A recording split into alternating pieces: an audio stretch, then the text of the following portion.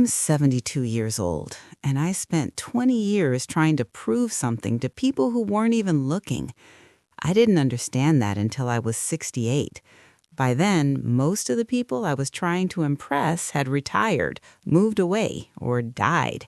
And the ones still alive, they couldn't have told you what I'd been working so hard for. I'm not telling you this for sympathy. I'm too old for that. I'm telling you because when you get to my age, the truth starts to press against your chest, and you either let it out or you carry it to the grave. I don't want to carry this anymore. When I was in my late 40s, I felt invisible. That's the honest word for it. Invisible. I had a decent job at a regional logistics company, middle management, not important enough to be respected, not low enough to be left alone. I had a wife, 2 kids, a small house with siding that needed repainting every few years. On paper, it was a good life. But I remember sitting at the dinner table one night, listening to my son talk about a science project, and I had this sharp thought: no one sees how hard I'm working. It embarrassed me even then, but it was there. My father had been a factory man, quiet, stoic. He never complained, but he also never got promoted, never moved up. He used to say, "Keep your head down and do your job." And he did that for 38 years until they replaced him with younger men and a machine. I told myself I would not end like that. So when an opportunity came to lead a new division at work, longer hours, more travel, more responsibility, I took it without hesitation. I told my wife it was temporary. I told my kids it would mean a better future. And at the time, I believed that. I wasn't chasing money exactly. It wasn't greed. It was something quieter. I wanted acknowledgement. I wanted someone, somewhere to say, "He's important." That's a strange thing for a grown man to admit. The first year was exhausting. I left before sunrise most days. I was home after 9 at night. I ate reheated dinners alone more times than I can count. My wife tried to stay awake for me in the beginning. She'd sit on the couch, half watching television, but eventually she started going to bed earlier. I told myself she understood. My daughter had a piano recital that first winter. I missed it because a client from Chicago was flying in. I promised I'd make the next one. I didn't. There was always something. A quarterly report, a budget review, a performance meeting. I started carrying 2 phones, one for the office, one for home. The office phone rang more. When my son made the varsity baseball team, he left the letter on the kitchen counter for me to see. I found it at midnight. I remember holding that paper in the quiet house and thinking, I'll take him out for dinner this weekend. But that weekend, I had to fly to Denver. The strange thing is, nothing dramatic happened. There wasn't a fight, no ultimatums, no slammed doors. It was just erosion, little moments that didn't seem urgent at the time. My wife stopped asking if I'd be home for dinner. She'd just text, "Food's in the fridge." The kids stopped telling me things in advance. They'd mention events afterward, casually, like I was a distant relative. And I kept telling myself this was the cost of building something solid, that one day, when I was promoted again, when the division hit its targets, when the numbers proved my worth, everything would settle. At 52, I got the title I'd been working toward, Vice President. I remember the day they told me. The conference room smelled like stale coffee. The CEO shook my hand. He said, "You've earned this." I drove home that night expecting to feel different. I didn't. My wife said congratulations. She meant it, but she also asked if it would mean more travel. I said yes. She nodded. That was it. No one threw a party. No one seemed changed by it. The next morning, I went back to work. For the next decade, I lived inside conference rooms and airport terminals. I memorized sales figures. I knew market trends. I could predict quarterly fluctuations before the analysts finished their reports. But I didn't know my daughter's favorite music. I couldn't name my son's closest friends. I told myself I was providing stability, but stability for what? I was rarely there to enjoy it. When my daughter got engaged, I found out through a group email. She apologized, said she didn't want to bother me during another busy week. That's when something inside me flickered. Not a big realization, just a small ache. I walked into my office that day and stared at the glass walls. My assistant was scheduling a strategy call. My inbox was full. And I had this sudden, uncomfortable thought. If I disappeared tomorrow, this company would replace me in a month. Maybe less. But I pushed that thought away.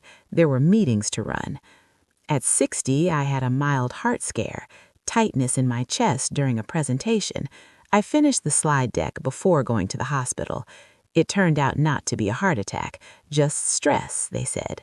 The doctor asked about my workload. I laughed it off.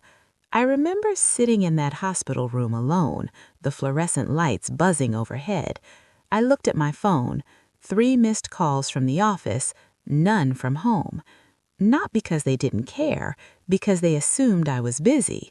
That was the life I had trained them to expect. I retired at 66. There was a small gathering in the office, sheet cake, a plaque with my name engraved on it, a few speeches about leadership and dedication. It was polite, respectful. 2 weeks later, no one called. The company moved on. They always do. At first, I didn't know what to do with myself. I rearranged the garage, I watched the news, I tried to insert myself into my children's lives. But they were adults by then, established, independent. My son had learned to make big decisions without me. My daughter had built a family rhythm that didn't include waiting for her father's schedule. I would visit and feel like a guest, welcome, loved, but peripheral. At 68, my wife and I were sitting on the back porch. It was late afternoon. The light was soft. She said, very calmly, "You know, I used to think once you proved yourself, you'd slow down." I asked her what she meant. She looked at me for a long moment and said, "I just don't know who you were trying to prove it to." It wasn't said with anger. That's what made it worse. I didn't have an answer. That night, I lay awake thinking about the faces of the men who had promoted me. 2 of them were dead. 1 had moved overseas. None of them were part of my daily life anymore. The people I had chosen over my family, over dinners and recitals and weekend mornings, they were gone. And the people who were still here had learned not to expect me. That's when it hit me. I had spent 20 years performing for an audience that wasn't watching. Or if they were watching, they weren't watching in the way I imagined. They saw output, results, numbers. They didn't see me. And the people who would have seen me, my wife, my children, I had gradually trained them to look elsewhere. There's no dramatic ending to this realization. My wife didn't leave me. My children didn't cut me off. But something is different now. There are gaps in our history. Jokes I don't understand, stories I wasn't part of, memories where my chair at the table is empty. You can't go back and insert yourself into old photographs. Time doesn't edit kindly. I sometimes sit in the living room and look at the plaque from my retirement. It's on a shelf, slightly dusty. It meant everything to me once. Now it feels like evidence, proof that I succeeded at something that didn't know my name. If you're listening to me and you're younger, I'm not going to tell you to quit your job or abandon your ambition. Work matters. Providing matters. But I wish someone had told me this. Achievement has a very short memory. The people who love you have a long one.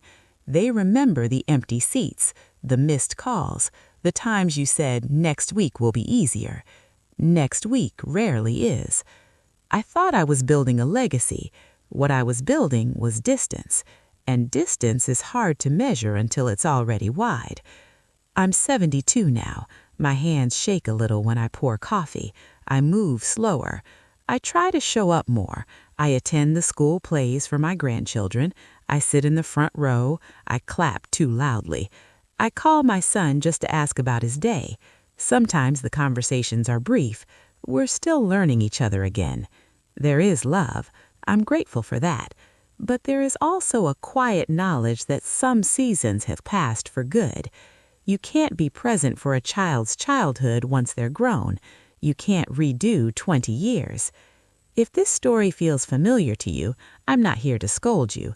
I understand the pull of proving yourself. I understand wanting to matter in rooms where decisions are made.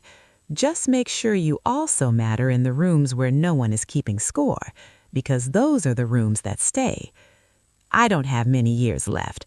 I can feel that in my bones. And these days, when I sit on the back porch with my wife, I don't talk about the old company. I ask her about her garden. I listen. Sometimes that's enough. If this meant something to you, sit with it. That's all. I spent 20 years trying to be seen. At 68, I realized I had been seen all along, just not in the places I was looking. And by the time I understood that, most of the watching had already stopped.